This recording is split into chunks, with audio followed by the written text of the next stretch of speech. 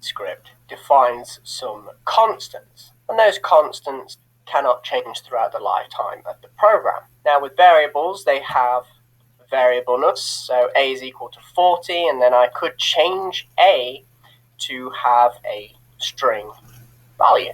So the values change, even the data types of the values change. So the variables are called variables because their values vary. However, once you define a constant, it remains the same constant throughout the entire lifespan of the application. So here I have defined a constant, and this constant is named person. Now you'll see this a lot with constants.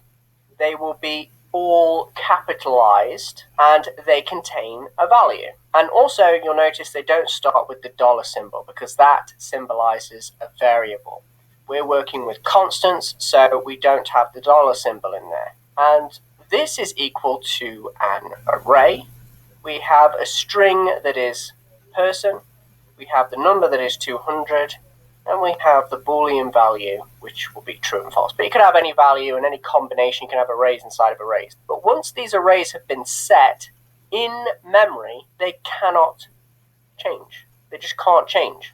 Now likewise, there's another way you can define a constant, which you can say define by using the define function with capital D, and we're defining the constant office. And this, again, contains an array. Now, this is what's new in PHP 7.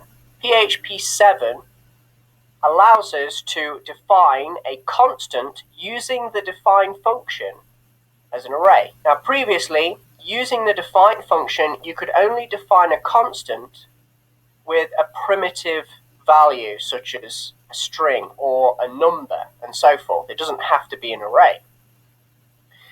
So, in our case, we can actually do this now in PHP 7. It's not a big wow, and it's not a huge feature, but it is available. So now you have both options to you. You can define an array constant like this, or you can define an array constant like this. It's entirely your choice. There's no right or wrong way. It's just the way you prefer. So if we take a look at this in the browser, you'll be able to see I'm echoing out these right here, this array and also this array. You'll also notice in JSON encode, I'm targeting the array that I want to encode, which is my constant. So I've got person and office. Again, the naming convention is all caps, which is a good idea.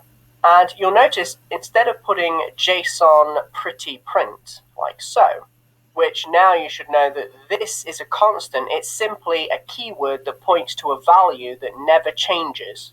And the value that this constant actually stores is the number 128. So I could write JSON underscore pretty underscore print, or I could actually type out the value that's within that constant, 128, and it does exactly the same job of formatting the JSON in a nice way.